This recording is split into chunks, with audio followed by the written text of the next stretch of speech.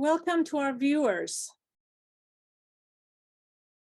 I'm Hoda Mahmoudi, and I'm the holder of the Bahá'í Chair for World Peace at the University of Maryland. We are located in the College of Behavioral and Social Sciences. And today, of course, we are honored to have or to be visited by Dr. Chris Seeley. Dr. Seeley's work touches on a number of important ideas important to our time, to our world, and to worlds before. Her ideas explore pathways for imagining a better future, yet they also provide warnings. One of Dr. Seeley's fascinating concepts, which I will just briefly acknowledge, is her notion of mangrove time. Mangrove time. For those who may not know, mangroves, and you will see a slide, an image of mangroves. Mangroves are those virtually languid, exposed root trees, often seen at the edge of great swamps like the Everglades. They conjure a more ancient time, a complicated zone of overlap and mystery. Or as the Smithsonian states, mangroves are survivors. With their roots submerged in water, mangrove trees thrive in hot, muddy, salty conditions that would quickly kill most plants. How do they do it? Through a series of impressive adaptations, including a filtration system that keeps out much of the salt and a complex root system that holds the mangrove upright in the shifting sediments where land and water meet. Not only do mangroves manage to survive in challenging conditions, the mangrove ecosystem also supports challenging conditions or incredible diversity of creatures, including some species unique to mangrove forests. And as scientists are discovering, mangrove swamps are extremely important to our own well-being and to the health of the planet. Dr. Seeley's mangrove time speaks to a vulnerability, but also to a boldness, an exposure of rooted ideals, of living truths, even as those truths can be rendered hauntingly opaque, hidden, as it were, in the life of the swamp. Indeed, mangroves function as a kind of border, even as they scrub away the hard line of that border. These areas function as the unseen lungs, as the hidden kidneys of our world, undeveloped and passed over, yet absolutely necessary. Indeed, Dr. Seeley's work reminds us of what all important scholarship must ultimately do: to preserve, clean and clear out, and to make whole. Dr. Chris F. Seeley is professor of philosophy at Fairfield University, where she also serves as department chair. In fall 2023, coming up this fall, she joins the Department of Philosophy at the University Park campus of Penn State University. Dr. Seeley graduated from Spelman College in 2001 with a Bachelor of Science in Mathematics and received both her Master's of Arts and PhD in philosophy from the University of Memphis. Her areas of research include continental philosophy, critical philosophy of race, Caribbean philosophy, and decolonial theory. Her first book, Moments of Disruption, Levinas, Sartre, and the Questions of Transcendence, was published in December 2013 with SUNY Press. And her second book, Creolizing the Nation, published in September 2020 with Northwestern University Press, was awarded the Guillen Batista Book Award by the Caribbean Philosophical Association in 2020. We are delighted and honored to have her with us today, and I will now turn the time over to Dr. Seeley. Thank you so very much for that really wonderful introduction. It's a pleasure to be here. I want to first, before I do or say anything else, extend my deepest gratitude to everyone, to Kate and to Hoda for putting all the pieces together to make something like this happen. It's great to be a guest at the University of Maryland virtually. And so I will put myself on a timer so that we have enough time for good conversation. And thanks to all of you who took the time to join in on this Tuesday afternoon or morning or night, wherever you may be. I have a PowerPoint slide that I'm going to share with you just so that we can all follow along. And let's see. Okay, excellent. Technology is cooperating with me today. Okay, and hopefully we can hear some vestiges of my obsession with mangroves in my talk today.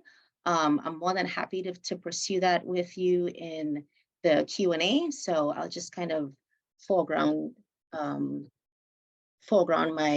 project with that.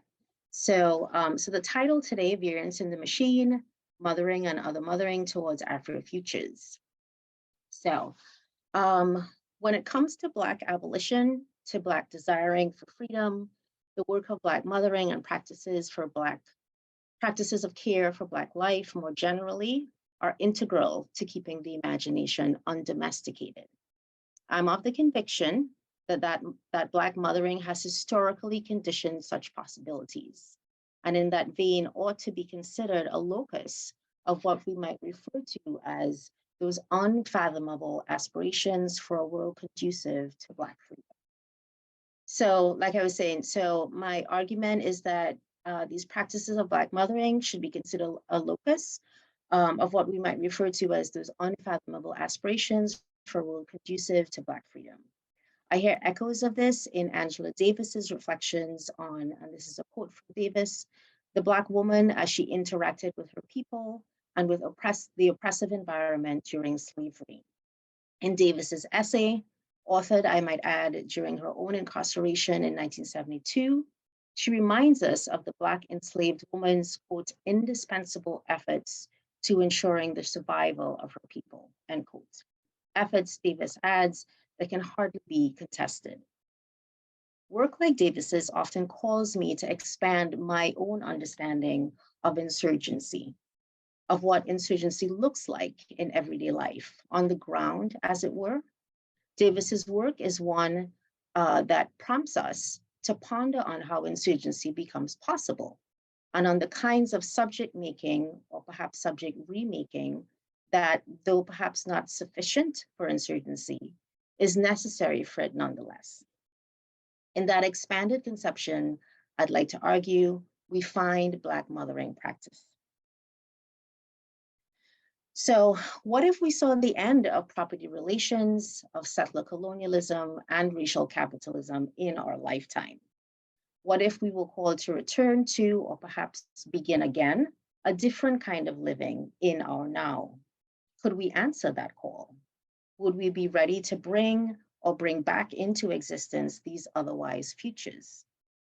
I want to consider these questions as central to theories and practices of mothering, other mothering, and caretaking that unfold within totalizing atmospheres of anti-Blackness.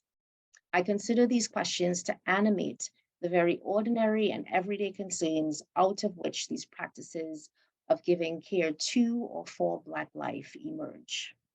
In such practices, we find alignment with what Indigenous scholar Eve Tuck calls the desire-based research. This is a quote from Tuck, that on her account is just as necessary to the more, quote, damage-centered work of critiquing and resisting the constellation of world-ending systems that make for the impossibility of Black life. In other words, as somewhat equivalent to the desire-based research for which Tuck calls, are the imaginative energies that sustain the work of Black mothering, energies that move in the register of world possibilities being sought after, energies not simply confined to the world as it is. In other words, the work of caring for Black life is in large measure work grounded in those not yet worlds we seek to build. It is out of this juxtaposition, right, imagining Black abolition in the context of Black abjection, that the undomestic aspirations of Black mothering signify as unfathomable. My claim here is that the work of Black mothering and other mothering and caretaking have these generative orientations at its center, exceeding mere resistance against white supremacy and its futurity. In this excess, caretaking for Black life in general and Black mothering in particular will look like rehearsals in the now for what is not yet. But here I'm very much channeling Robin Maynard and Leanne Simpson's new book, which hopefully you can see on your screen. We might consider these rehearsals to be discordantly related to possibilities of Black livingness, or rather to foreclose possibilities for Black livingness, inserting variant and otherwise futurities into a machine of Black death making. I invite us today to think about what an attention to this work of mothering and other mothering reveal about Blackness in the mode of practice. That is to say, Blackness as a kind of doing, that is to say, Blackness not as ontologized non-being, but rather Blackness as a kind of doing in the world, which is also an active and insurgent doing to the world. Attention to Black mothering can uncover a meaning of Blackness that is not simply the not of whiteness, but rather Blackness as beyond the dialectics, if you will, of Black resistance against white racial violence. So in what follows, I hope to show the ways in which Black mothering is animated by this beyond, that in other words, Black mothering unfolds as if a different future in which such possibilities can live is not only possible, but probable. Despite this, our present being consumed by what Christina Sharp quite aptly coins the wake of the plantation. Investment in Black life in these terrains of intimacy, everydayness, and domesticity is more than mere resistance against the Black death-making machine of modern statecraft. As I will argue, this investment is driven by an unfathomable, yet fathomed, conception of a future that can hold Black life. All of this to say, I am interested in how we might theorize the work of Black mothering in the wake of the plantation. I should say that in the spirit of transparency, that my own motivation for this kind of inquiry comes in large measure from my own experience of mothering and caring for Black children. It is an experience in which the plantation's wake looms large, right? In the mundane decisions about haircuts and play dates and sweatshirts, in the not so mundane decisions about driver's license and college locations and interactions with police. I reflected on this wake in a piece that I was asked to write for a blog back in 2021, as the country and perhaps the world waited for the verdict of Derek Chauvin's trial for his murder of George Floyd. And I'm just gonna read a snippet of that piece, but it's also on the screen so you can follow along. So I said in that piece, what made the wait most difficult for me was watching my two sons wait through those moments, knowing that no matter what the verdict was, there was really no good news to celebrate with them. So when guilty in all three counts finally came, there was some sense of relief for sure, but it was a kind of relief you might liken to standing on the edge of a precipice and being lucky enough not to have fallen off this one time. It's a relief, yes, but not enough to undo the horror of what you're all too aware was statistically made way more likely. Not enough to undo the horror of knowing that you're alive, not because you were supposed to survive, but because of, well, some alchemic combination of pure grit and dumb luck. So my relationship to Black mothering is complex in this kind of way. All at the same time, I invest in my children as if a future is an entitlement for them to claim, and also as if an intransient racial capitalism has always already stolen this future from them.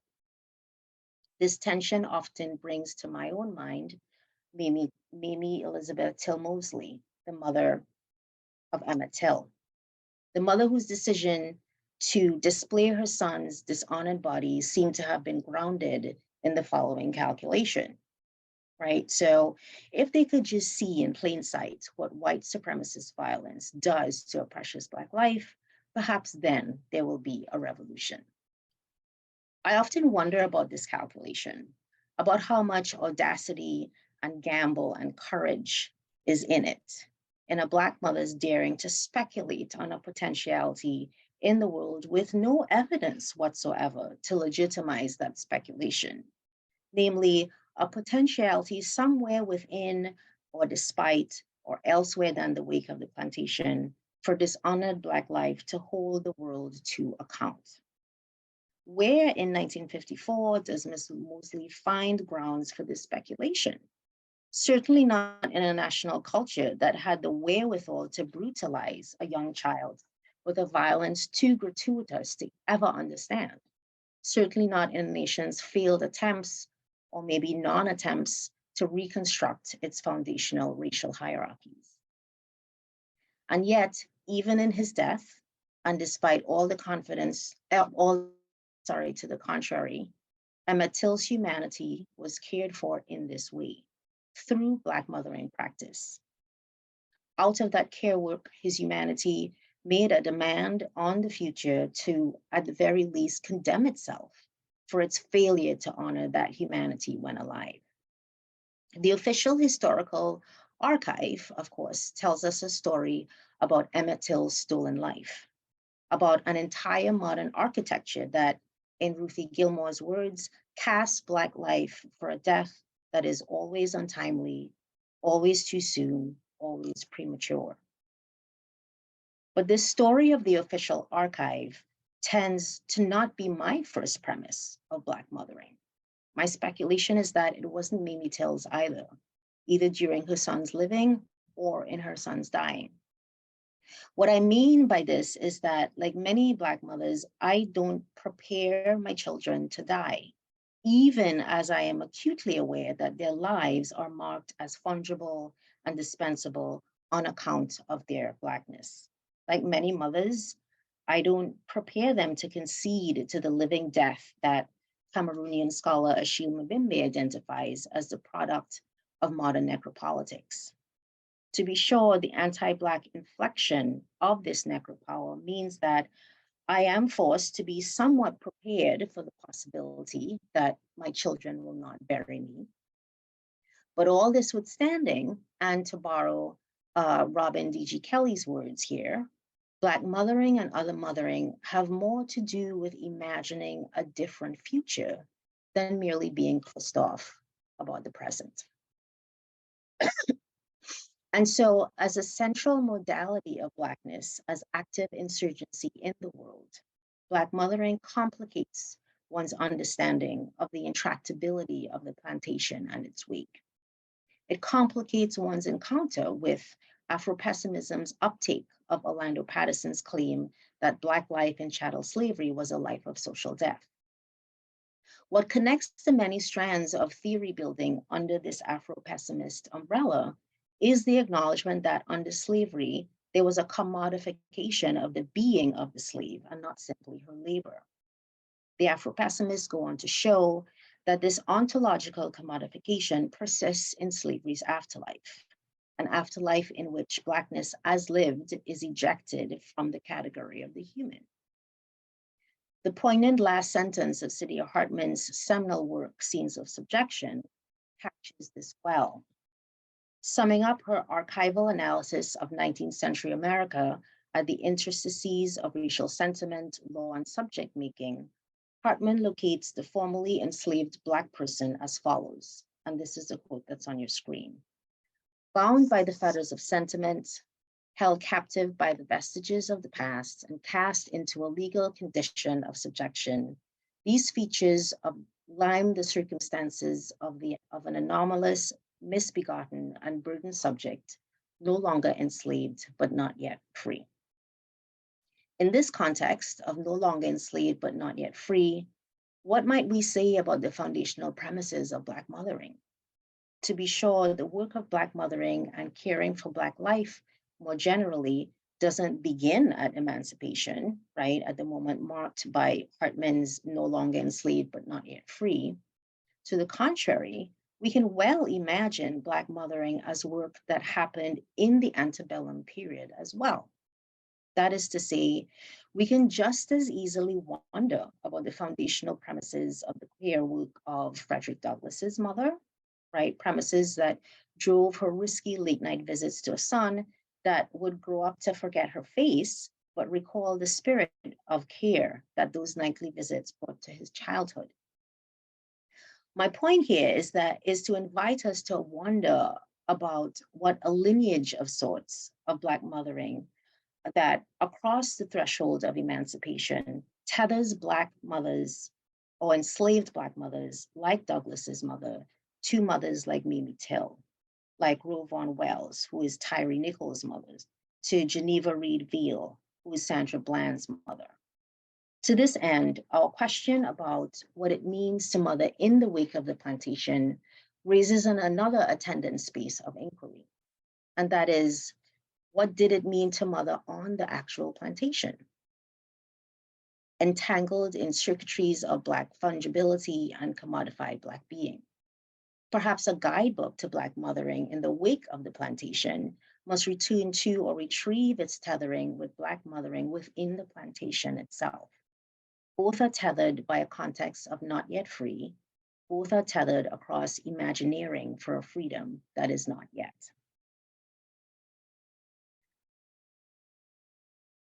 And so my next section that I'm moving into, I title, which is a quote from Achille Mbembe, no death of social life actually occurred. In putting together these remarks, I did online searches and library searches for things like enslaved Black mothers in antebellum America, or Black mothers on the plantation, or the Black enslaved family. Nearly always, what came up was what I, and perhaps most of us here, already know, which is analyses of an impossible Black motherhood under conditions of enslavement, right? Natal alienation, the Black maternal as chattel reproduction. To be clear, these gendered violations at the level of the structural must be documented, as there's no accounting for the singularity of chattel slavery in the context of the Americas without that documentation. Horton Spiller's Mama's Baby, Papa's Maybe, an American grammar book, puts this in very clear relief, showing how at the center of America's burgeoning racial capitalism were the stolen reproductive capacities of enslaved Black women. Nonetheless, I'm compelled to wonder, along with scholars like Deborah Thomas, Dion Brand, Catherine McKittrick, about the interior spaces of the plantation, spaces in which something might have resided that, though intractably informed by the natal alienation of chattel labor, is not entirely accounted or was not entirely accounted for by its logic. In other words, I hold on to a conviction that these geographies of Black violence and dishonor were also spaces in which, under such violence constraints, a practice of Black mothering occurred, even though it is not in the official record of slavery's grammar book, as it were. And so I indulge in this speculation. What did mothering on the plantation look like? What might we find if we were to access the archive of those interior spaces? Would we find first premises, guidelines on domestic aspirations that ultimately signify as meaningless under theories of natal alienation and Black female engendering, but perhaps show up as significant under other kinds of theoretical commitments? More explicitly, to my own current research, I invite us to wonder how the first premises of these interior spaces might help build our own contemporary capacities for sustaining undomestic aspirations as we mother for Black life in and against the plantation's wake. Maybe there are lessons entangled with those monstrous intimacies. And this is a quote from Christina Sharp's, the title of her first book. Maybe there are lessons entangled within those monstrous intimacies of the plantation family that, were they to be discovered, can help us better leverage our position as practitioners of Black care in a context not unlike that of the plantation, not unlike its geography of Black predisposition to death. So this constellation of speculations is in the spirit of what, again, Achille Mbembe notes, which is wherever African slaves happened to be settled, no death of social life actually occurred. African slaves, and this is Mbembe again, never stopped desiring freedom. So today, I want to turn to the work of two feminist thinkers, Saidiya Hartman and Joy James, for the purpose of finding methodologies or theoretical orientations that allow us to identify those undomesticated aspirations of Black mothering work and consider how they signify in the context of structural anti-Black violence. But before I do so, I'd like to briefly clarify what I take to be the stakes of making present or of retrieving in order to situate in our present the modalities of this Black mothering work. So as scholars of critical Black study, it is easy to elucidate how and why Black objection overdetermines the lived experience of those who are racialized as Black. More to the direction of my inquiry, it's easy to find in the historical archive how and why Black objection reduced enslaved Black women to their reproductive laboring for racial capital in the Americas. It's more difficult to access Black livingness in general and practices of Black mothering specifically that persisted and still do persist in the interiority of Black life, despite these violations and foreclosures documented in the archive. This latter enterprise is definitely the path of most resistance, to the degree that what it's up against is at best fleeting loopholes of Black retreat and reprieve, or an archival absence at worst.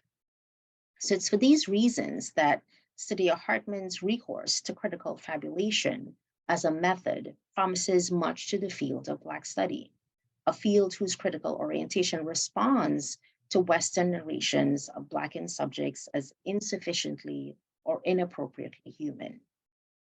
How does Black study find the human under such kind of inheritance?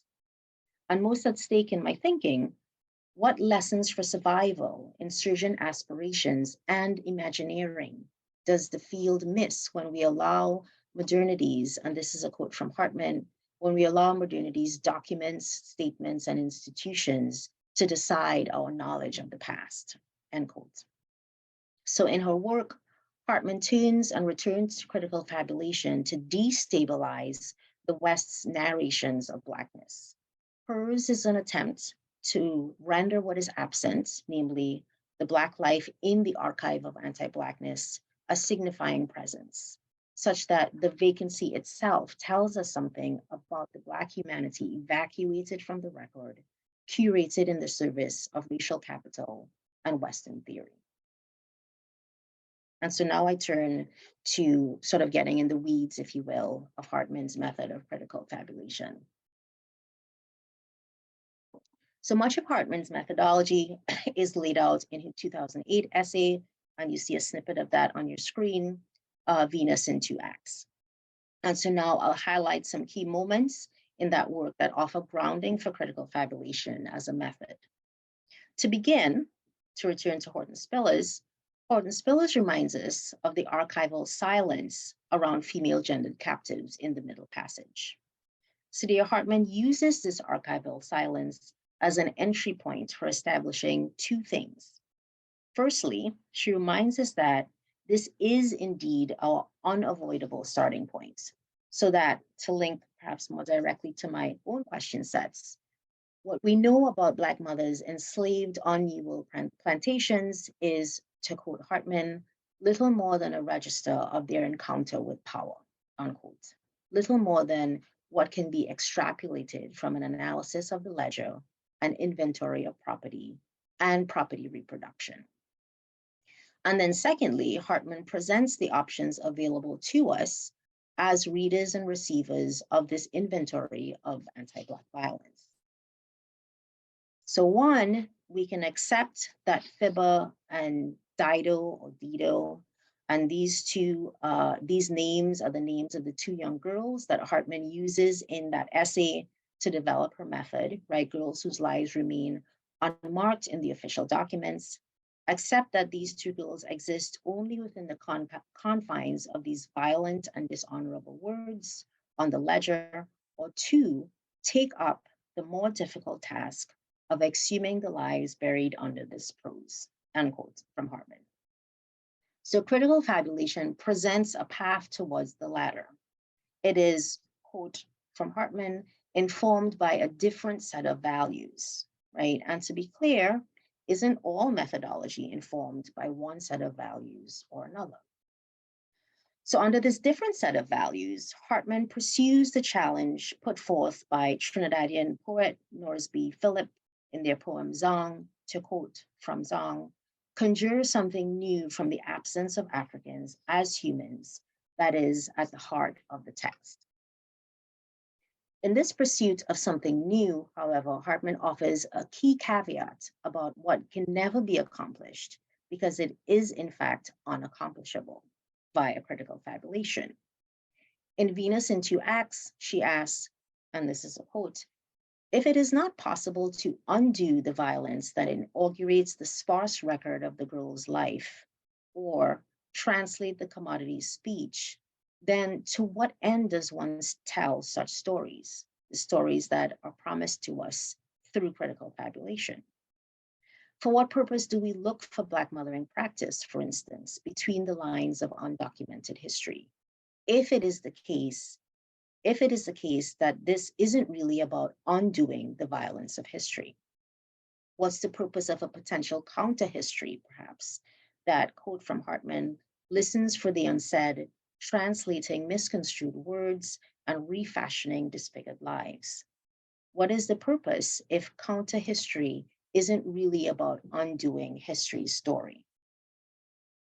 So, to my mind, a counter history can accomplish certain things, but as Hartman points out, it does not undo this loss, right? Unretrievable human life in or as kinship ties, in or as the tenderness of care, forever undocumented in the official history of slavery, in the official history of dishonor, in the official history of person as property. That would be an impossible story to tell. It would be an impossible story to find and an impossible story to tell. However, critical fabulation equips us with tools to pursue what Hartman describes as, quote, a series of speculative arguments, all of which produce a counter-history, quote, in a grammatical mood that expresses doubts, wishes, and possibilities, a narrative decisively moved by what could have been. That is to say, even in the face of an intractable possibility, a theoretical orientation towards what could have been unmistakably marks that impossibility as such. What is irreversible, forever lost in this way, becomes that for which we might long. In the mode of longing, we might even say that what is lost can be made present to haunt documented history, to jeopardize the status of the events, that's a quote from Hartman, that reduces persons to chattel. So I turn to this method of critical fabulation as what might allow us, inspired as we are by a different set of values, to counter-document speculations about what it would have been like to perform Black mothering practices on the plantation.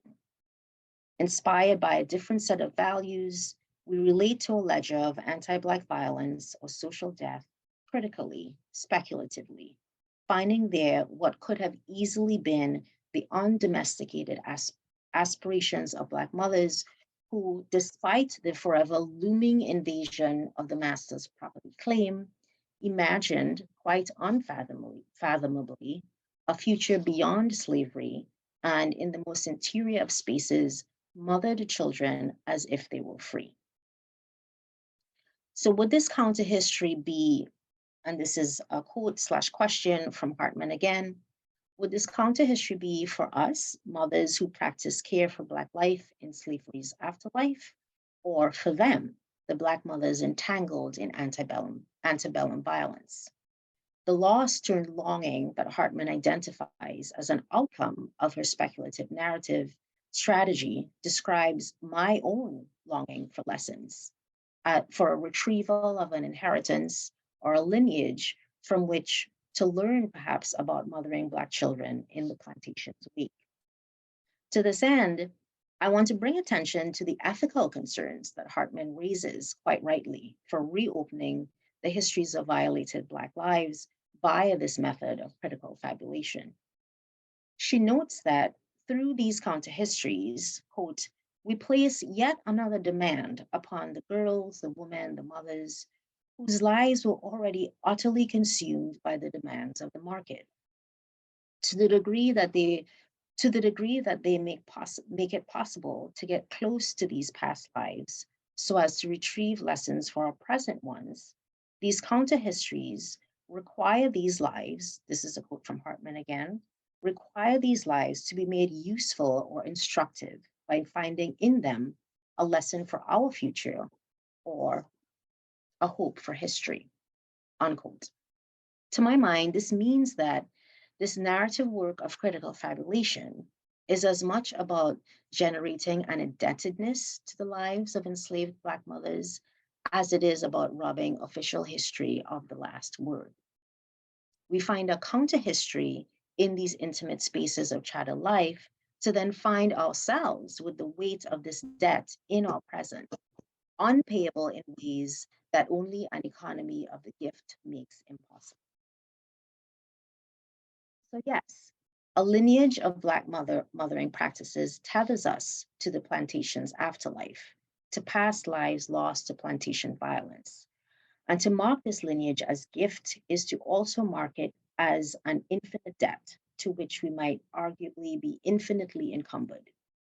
In a critical fabulation of Black mothering practices of enslaved women, a fabulation that, quote from Hartman, requires that their lives be made instructive for us, unquote, in the present, we accrue a debt from which we are never relieved, as what is owed to lives who will forever remain absent, too long gone to receive what we might have to give in return.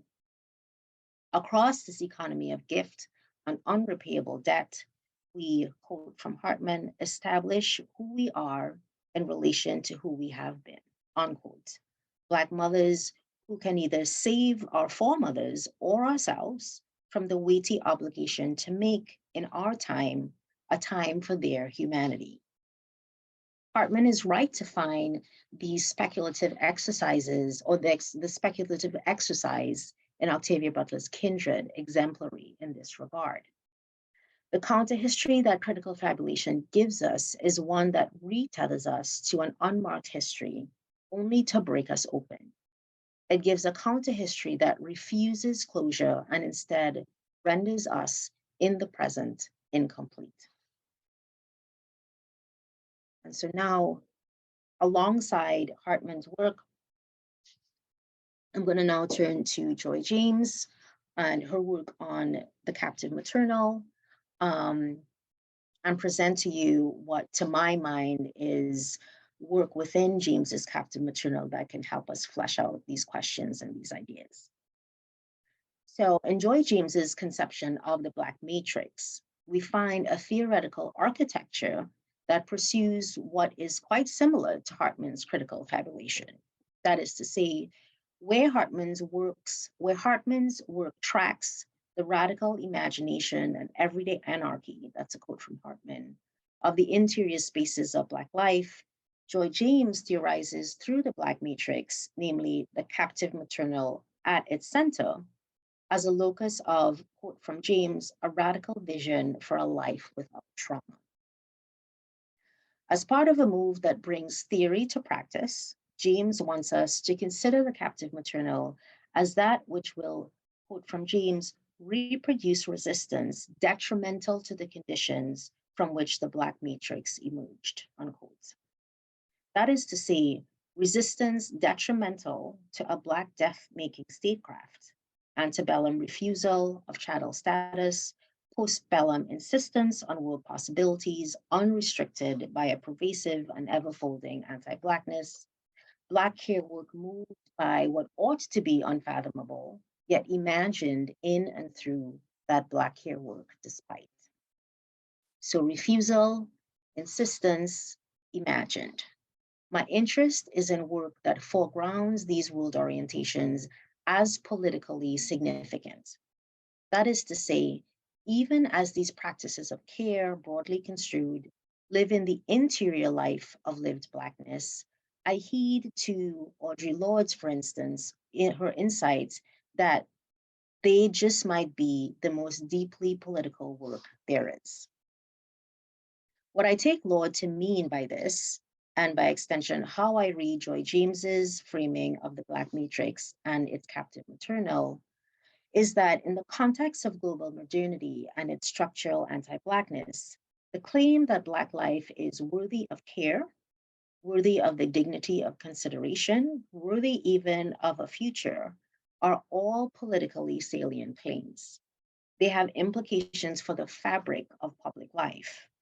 So though they might not refer to or manifest in an immediate institutional form, such claims animating Black interior life have the potential to condition the making of insurgent practitioners who, in the more public realm, produce work and push for the unfathomable in ways that are detrimental the ways that are detrimental to statecraft at the institutional and organizational levels. Hence, James's framing allows me to conceptualize as deeply political Black mothering practices living in a Black matrix of variant and otherwise possibilities, emerging within or against the time of a Black death-making machine. So really, under this formulation, we're being asked to consider that breaks with the totality of captivity may have multiple iterations and may manifest in multiple different ways.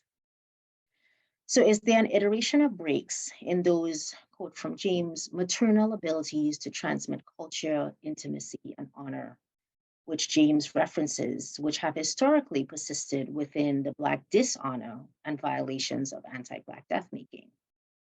Is there an iteration of break to be considered in Black mothering care work that meets in creative defiance the challenges of constructing family where none should exist, so that love and kinship happens despite the logics of dispossession and disinheritance that shaped chattel enslavement and its wake?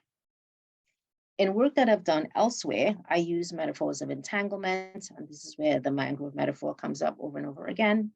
I use metaphors of entanglement to develop affirmative responses to such questions. That is to say, I argue that yes, there is a way to read in these Black mothering practices.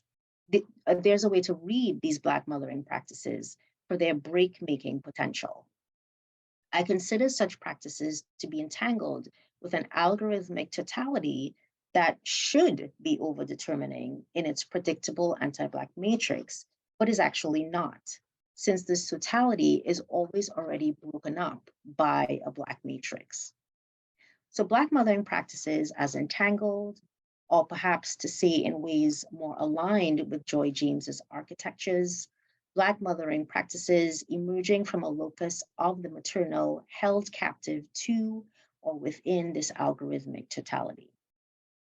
These practices of care for Black life are localized in James's Black matrix, what within the algorithm works variantly and detrimentally against it. Similar to what I try to think about as open spaces within entangled lineaments of Black livingness and Black death, the Black matrix gives us a mechanism to articulate the uncapturable, contingently situated and fleeting breaks from and ruptures within a statecraft that ought to capture the captive maternal completely, except that perhaps this captive maternal is uncapturable in this way. Her political imagination is untamable in this way, even as she must remain captive to the statecraft against which she creatively labors. Hence, James's Black matrix tracks or points to everyday practices that make the conditions necessary for multiple modalities of rupture and break. The captive maternal lives here, animating this matrix to the degree that her work jostles the hinges of her captivity. This work of jostling did not bring about any structural changes in the circumstances of the enslaved. That is to say, enslaved Black mothers oversaw the transmission of culture, community, and honor within a very stable plantation context of anti-Black dishonor. This work of jostling also does not bring about any structural changes in the circumstances of contemporary life. It's in a similar vein that James reminds us that these organizational modes of anti-Blackness, and this is the quote on your screen, does not permit their own undoing through love. They cannot be humanized. Not only this, slavery and its wake functions to dehumanize those who live within its tendrils, right? For its own sake, it requires us to be made and remade into something other than fully human. It is, as James points out, opportunistic in this way. Nevertheless, I retain the claim that the jostling effects of Black mothering work is sufficiently meaningful for our theoretical attention. What does critical study of Black life miss without such theoretical attention, without bringing break in the modality of jostling to a robust theoretical analysis? Well, to return to Joy James, we miss the opportunity to consider how modalities of Black livingness are indebted to care practices of the Black maternal, to those undomestic aspirations of this captive driving decisions like, for instance, Mimi Tills and Clementine Barfields, who founded the organization So Sad after her son was killed. And this is a photo of Miss Barfield, hopefully you can see on your screen, right? We miss these opportunities to consider the precise nature of the captive maternal's captivity. And as a consequence, we miss the full spectrum of implications for racialized Blackness on the logics of emancipated but not yet free, to return to Hartman. So allow me to cite Joy James here as she brings her readers' attention to these implications. So this is a fairly extensive quote from James, and it's up on your screen so you can follow. She says, the trauma and theft that produced Western democracy, a democracy dependent on slavery, also created an unintentional shadow twin, the Black matrix.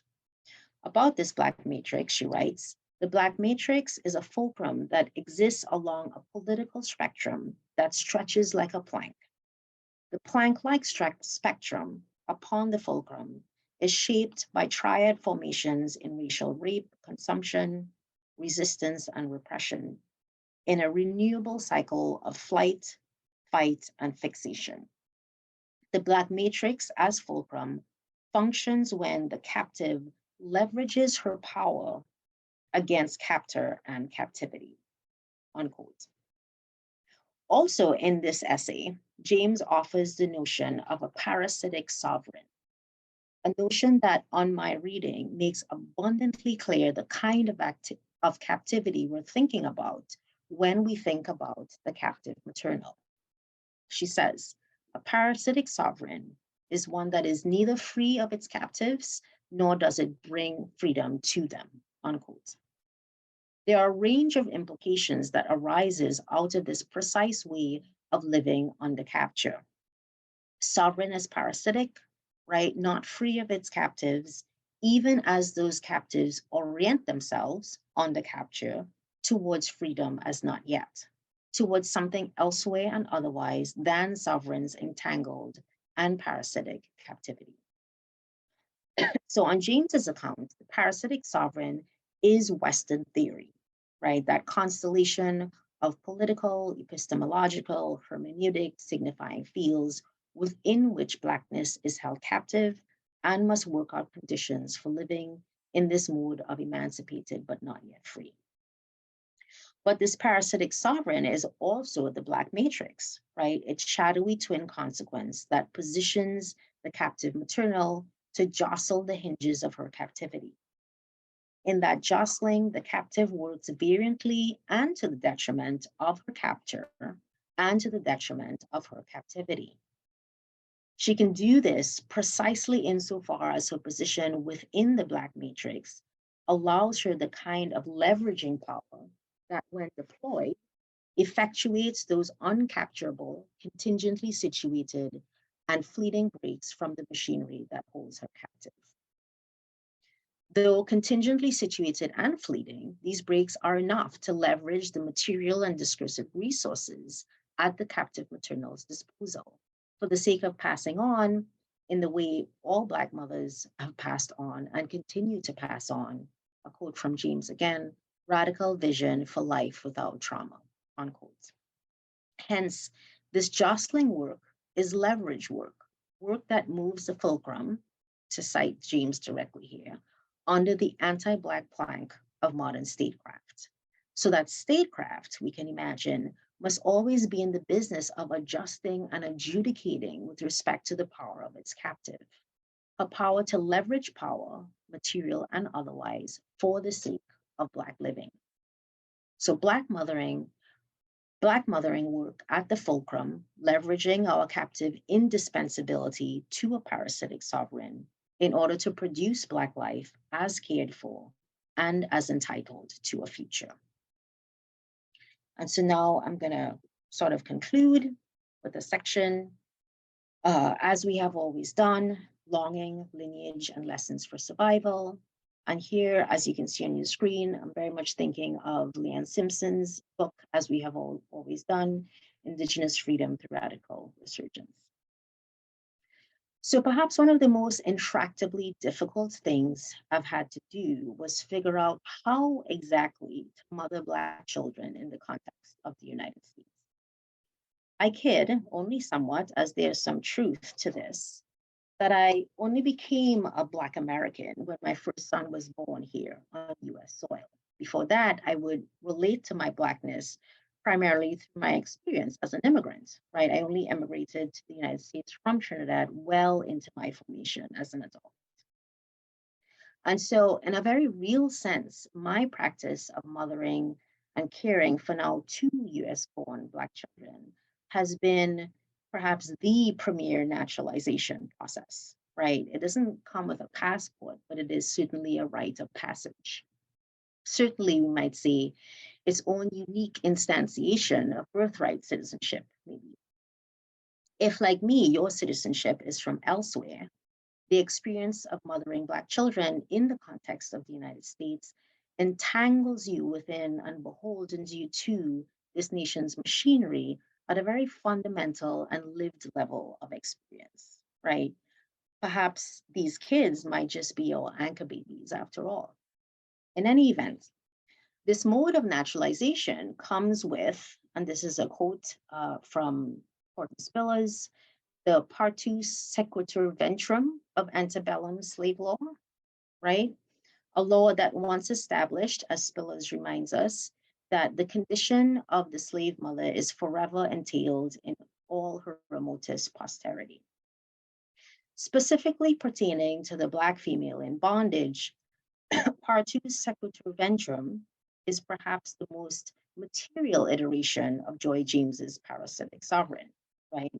The enslaved mother's reproductive capacity is the very engine of the plantation industrial complex, which as a consequence cannot afford to be free of this captive, right? It can never not be dependent on her reproductive potential.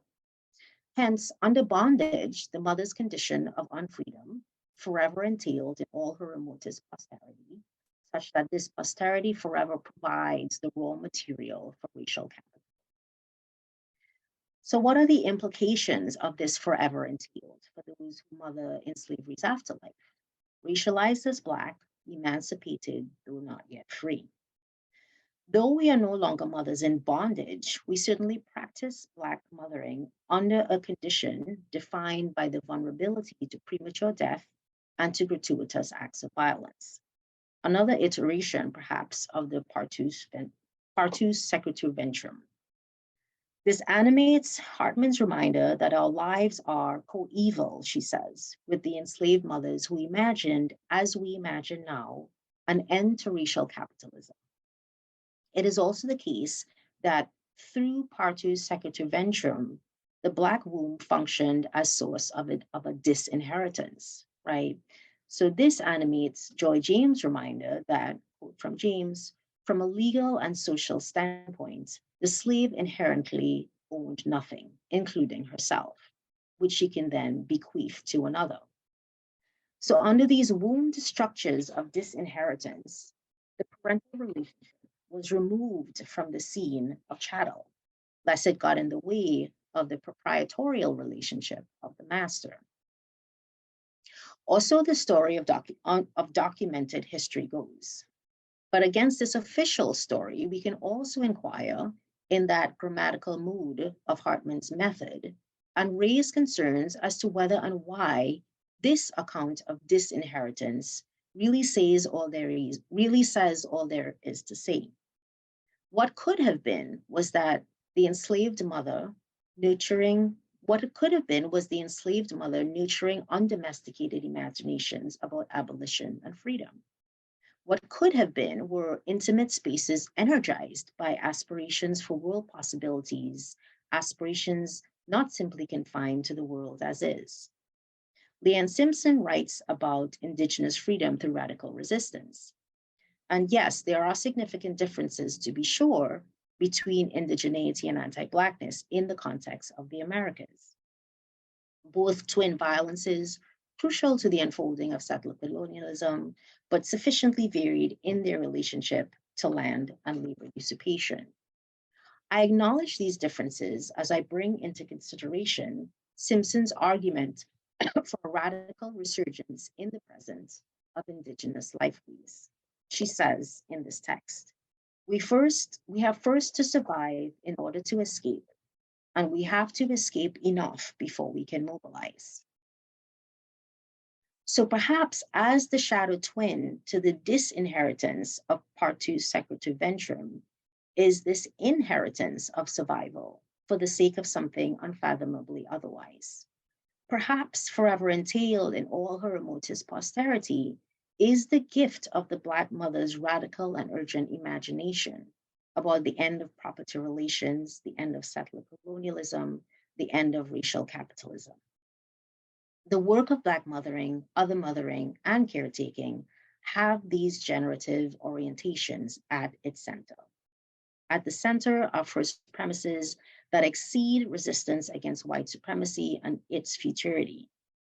And in that excess, caretaking for Black life in general, and Black mothering in particular, rehearses in the now for what is not yet. And that is because it simply must.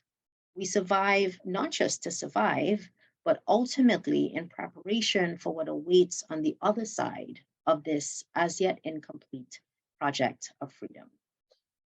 And so I will end here, and perhaps stop sharing, and I look forward to your questions.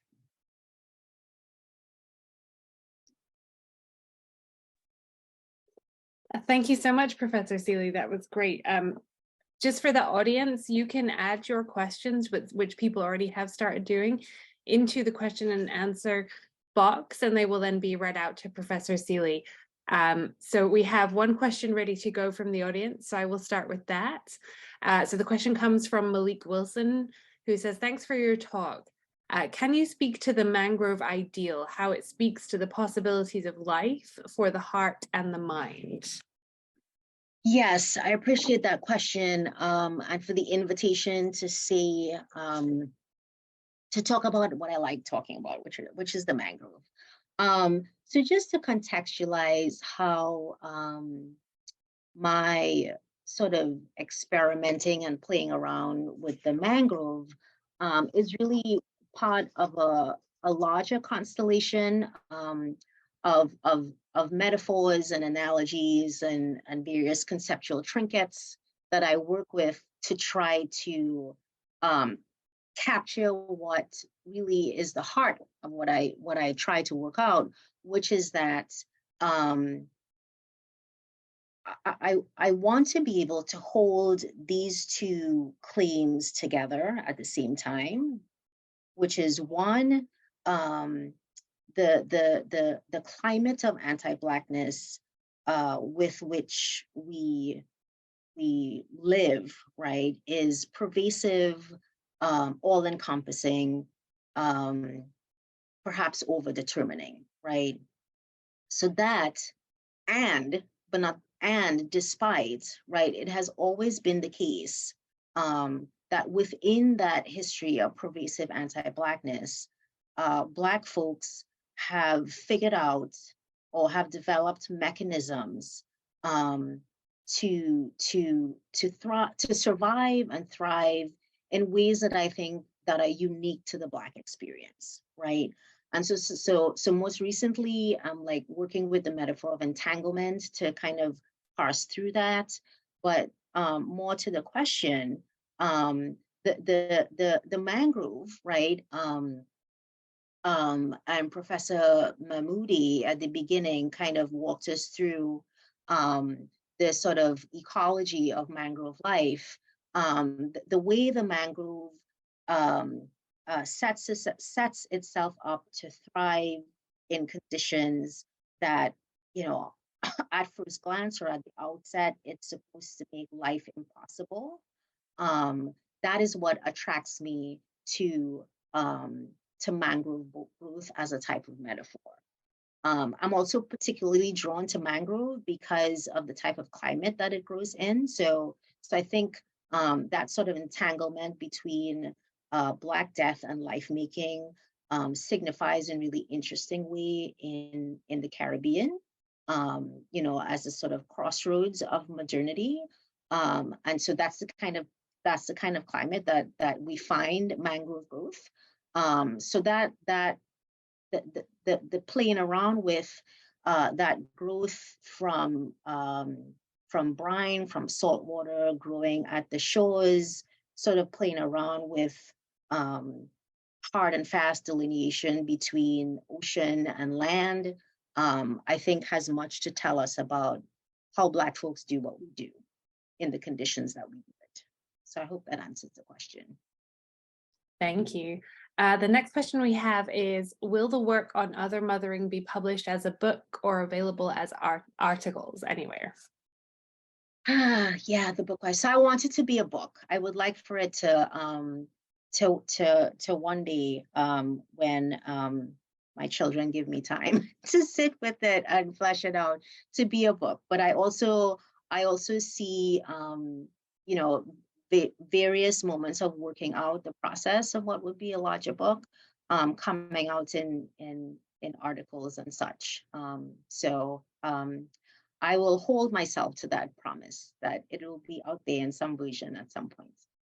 Thank you. And we will be happy to share those as well as they come out. Thank you. Kate, may I ask a question? Absolutely. Professor Seeley, you mentioned that Western theories, that one has to break out of the Western theories. And I wondered if you could say more about, you know, you're talking about creating a new place or a new approach, right, to a very important area. And I wondered if you could elaborate on that a little bit, please. Yeah, thank you for that question. And I will try. And so, I mean, really, I am at the very beginning of figuring out two things, getting clear on what it is I want to say, or how I want to say what I want to say about Black life, and getting clear on the ways in which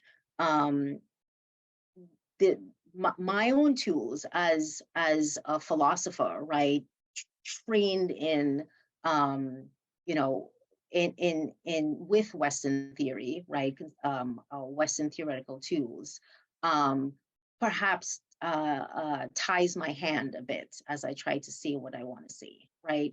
So just as a very beginning to answering this question, the way I understand Joy James working through her critique of Western theory is to say that, sort of constrained by the tools of Western theory, and Western theory in a very broad sense, right? So how we think about politics and what is politically significant, how we think about how we make sense of experience, how we think about what counts as subject making, how we think about evidence of humanity, right? How we think about thought, right? What does it mean to think, right? Or to produce thinking. So that constellation of tools, right, that James is capturing under this umbrella Western theory, gives us, I think, a very constricted sense of a very constricted kind of optics, a very constricted kind of scope that allows us to see only so much, or allows us to identify as seeable, right? Only certain things, right? And so to go back to the way Hartman's work on critical fabulation is in relationship to the archive of history, I'm very much drawn to how her work encourages us to read such archives of violence, right? A reading that both takes seriously the totality of the violence, but does not reproduce that violence by denying, right, at a sort of second, at a second order, that those who were violated were indeed human beings, right? And to insist upon deriving a different kind of optics or a different kind of scope to be able to do that. Thank you. That follows on nicely to our next question from John Drabinski, who says, thank you for a great and super interesting talk. How do you understand the role, both limits and possibilities, of the imagination in your rendering of critical fabulation? I'm thinking about how the imagination works so creatively with traces of history and memory, but also how the unrepresented is often unrepresentable. And there are so many ethical questions about overreach in the face of what has not been and cannot be represented. Mm-hmm. Mm-hmm. Yes, thank you, Professor Drabinski. And I should disclose, Professor Drabinski and I are very good friends, and I love his work, and his work is also an inspiration for this work. Yeah, so I mean, the imagination is a powerful and dangerous thing, right? So I'm being reminded of that page in Claudia Rankine's Citizen, her work that came out years ago at this point, where it's a page that identifies, right, the imagination of the white police officer, right, as the beginning of the end of Black life, right? So folks die because police officers can't police their imagination, right? So a caveat to say that yeah, I mean, this is really the crux of the difficulty, right? When we recommit ourselves to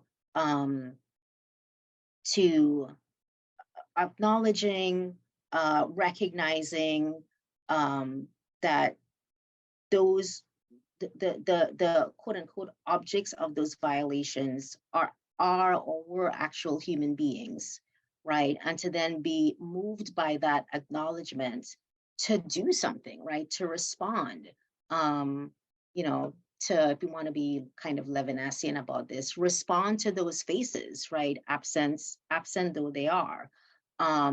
And like with all such maneuvers that have ethical implications, there are ways we can do that with care. There are ways that we can do that and reproduce violence of our own making. And that is a difficult, maybe impossible balance to achieve, but it is not a reason not to try, not a reason not to be moved. And so I mean, it is an imaginative exercise that I think we have to prepare ourselves to be broken by, right? And so that is kind of how I'm thinking about the ethical implications of this move. Thank you. The next question comes from Havis. Would you talk a bit more about how you understand the Black matrix as phenomena?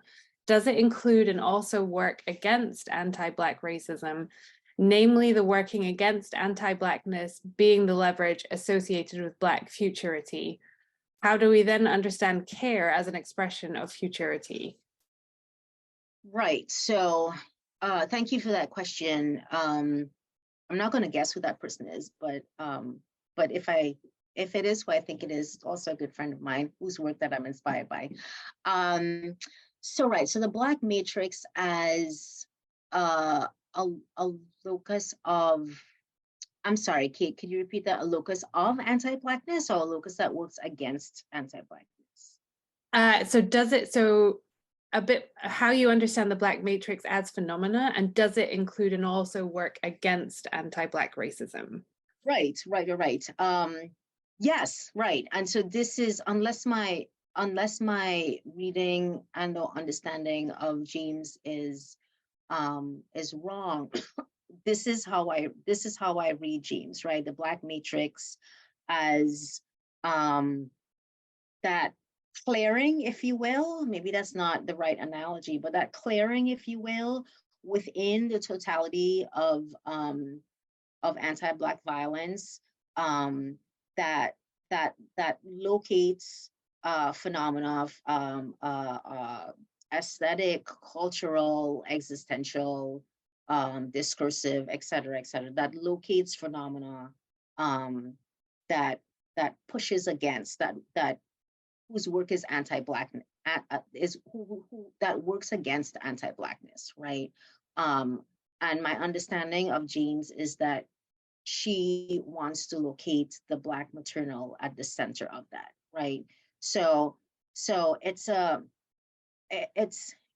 articulation of a kind of captivity, but I think she wants us to complicate our understanding of that captivity, right? There are things that happen within that space against that captivity, so very much against anti-Blackness, that's precisely conditioned by that captivity, if that makes sense. And then there was a second half of the question about care and futurity, right? I'll go back to that section in the talk where, I think I referenced Audre Lorde, whose work I do need to get into more than I actually have in the past. But if by care work we mean, materializing certain claims about Black life that says that Black life is worthy of care, Black life is deserving of a future, it comes automatically, I think, with a certain imagination of a future that is nowhere around us, right? We have to actually imagine that into existence through practices of care. Thank you. So while we wait for some more audience questions, I am going to take the moderator's prerogative and ask a question of my own.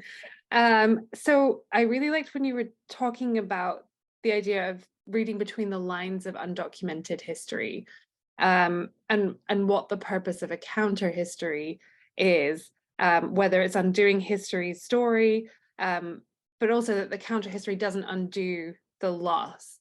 And so I was wondering if you could talk a bit more about how, and this ties back a little bit to the previous question about care, how understanding these caring practices in history understanding the importance of those could potentially impact how we change today to maybe make some of these futures possible.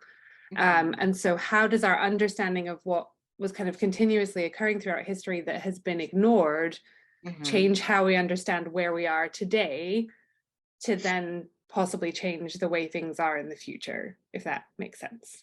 Yes, yes, I do think I understand your question. So maybe I'll start my answer to your question by saying something brief about the stakes of this project for me, right? You know, I think one of my favorite things to do is to not invent the wheel from scratch, right? So, you know, when I in conversations with my students about, you know, the history of racial violence and all its various modulations, in conversations with my own children, right? So, like, I'm, you know, as a start, right? One of the things that I like to say out loud and think about is like, well, have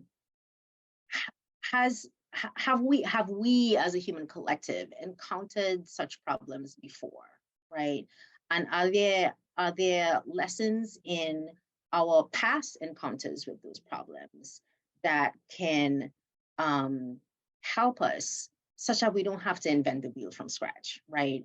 And so really, Kate, in a really simple way, right? So, you know, in my quiet moments, in moments with my partner trying to figure out, you know, how to do right by my own children, right? I often find myself saying like, I am not the first Black mother that has been stomped in this way, right? And how awesome it would be if I could return, right, in some capacity for lessons so that I don't have to invent my own wheel from scratch, right? And so I think if as folks who do work and read and write in critical Black study, if we're serious about the sort of long durée, right? Between the pre and the post of emancipation, right? If we want to take seriously that, you know, racial capitalism has various chapters, and we're just in one of them, and chattel slavery was just another one of them.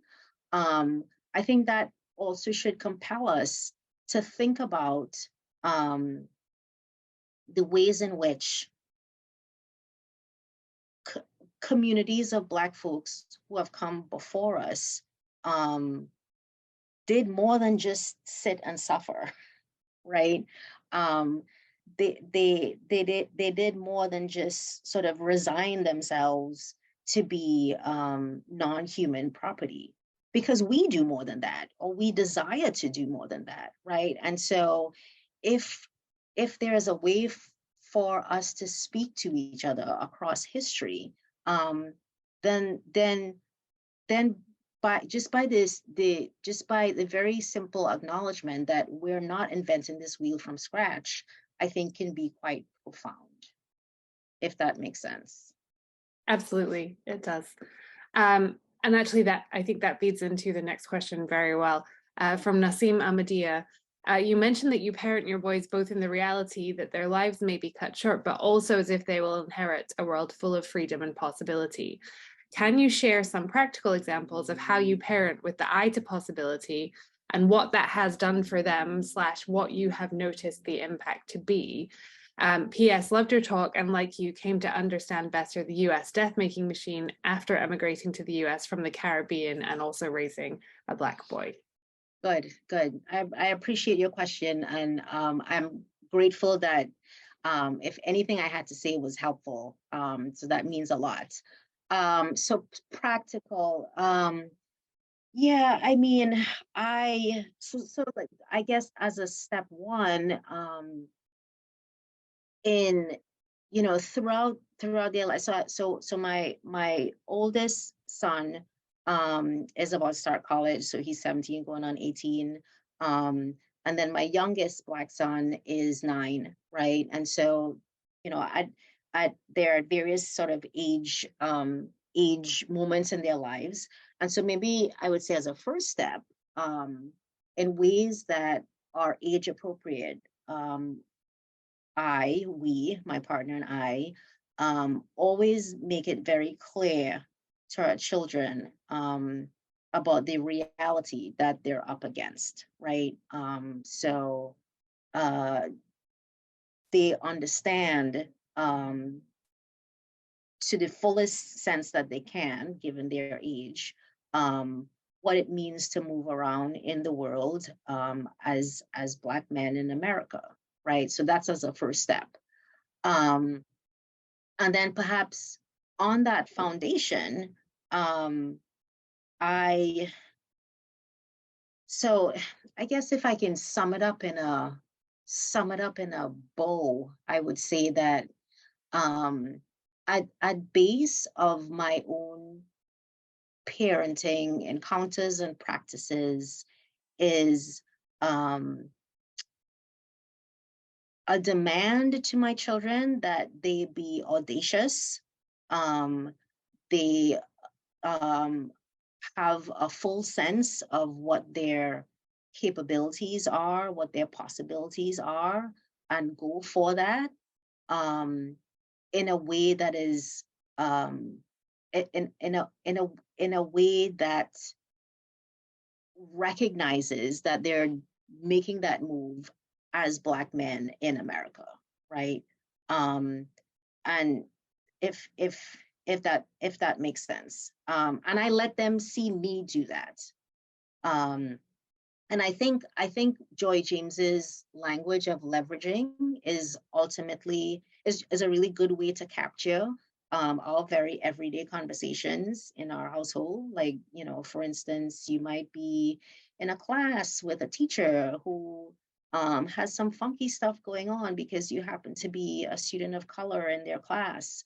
Um, but you're also pretty smart. And so, like, what do we need to do to leverage this place that we're in, right? And so I bring them in, to my own experiences of doing that, right? As a woman of color and as a Black woman who also has to leverage, um, and kind of strike this balance. So, I could get more specific, but I'll probably just stop there. Thank you. The next question comes from Tiffany Razavi. Thank you for a fascinating lecture. Building on your last response, I was struck by your comment about developing capacity. I would love to hear more about what you see as some of the capacities for contemporary Black mothering that emerge from the notions of possibility and aspiration embedded in the legacy of the plantation. Also, what are your thoughts about the implications of your study for mothers experiencing injustice in other forms? Right. So at the intersection, right? So that latter half of the question, please thank you very much for that question. So that latter half of the question, was very much present as I was preparing this. And that definitely will be, a part of what would be a larger project, right? And so what that leveraging work looks like, what that balancing act, right, moving the fulcrum along the plank looks like, will vary, right, across axes like, sexuality, across axes like nationality, socioeconomic class, et cetera, et cetera. I mean, even something as simple as the kind of Black person do you present as, right? And so, I mean, there's that part of it too.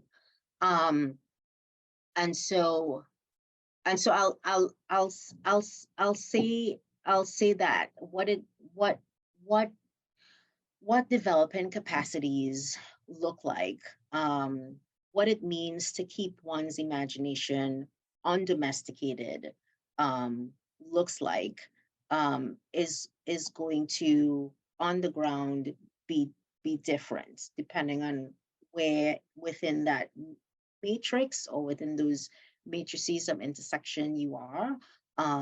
What it would look like for incarcerated mothers, for instance, will look very, very different. But I do think I can say that in the end, perhaps across all those various positionalities on the map of power, if you will, I think at least one thing abides as true, which is that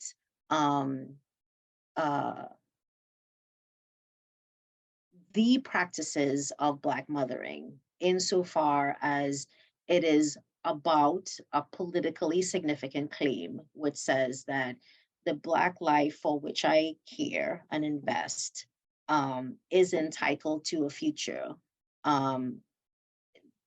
That sort of rings through across all those intersections.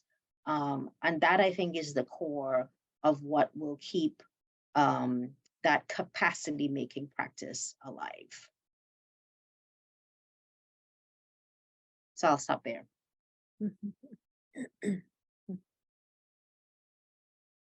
Oh, I think you're still muted. You're muted. Thank you. So we just have one last comment I'll read out, and then I'm going to hand back over to Professor Mahmoudi as we're out of time, unfortunately. Okay. So it's from Neda Moayed. Utmost grateful for your presentation, for educating us, as well as the important contributions you're making to this imperative field of research and study. So thank you very much for taking the time to answer all of the questions. I'm going to hand back over to Professor Mahmoudi now, but thank you again. Thank you. Thank you, Professor Seeley, for that wonderful presentation. As you could tell from the questions, you had a very engaged audience, and we're grateful to you for not only your presentation, but answering these very important questions. And we look forward to your future publications, because there's so much more to learn from what you are, what you're exploring and what you're doing research on. So it's been a pleasure to have you with us today.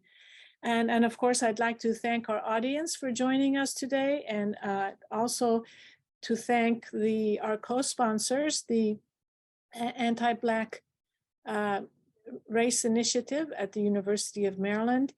And now I'd like to, if you will, remind you of our next presentation, of our next program, which is scheduled for May 2nd at 2 p.m. Eastern Standard Time. It'll be a virtual event. The title of the event is The Interplay of Technology, Ethics, and Policy.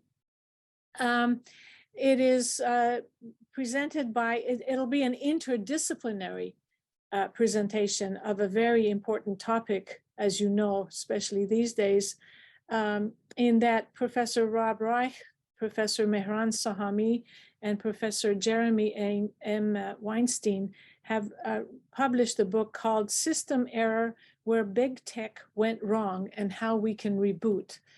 So as you can see, one is a philosopher, one is a computer scientist, and another is a political scientist. And so I think this will be a very important and interesting discussion and presentation.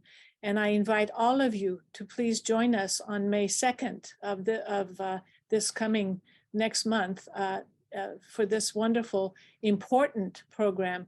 I'm sure they will get into AI, and I'm sure there'll be many important questions that the audience will ask. Anyway, we hope you will join us in about a couple of weeks' time.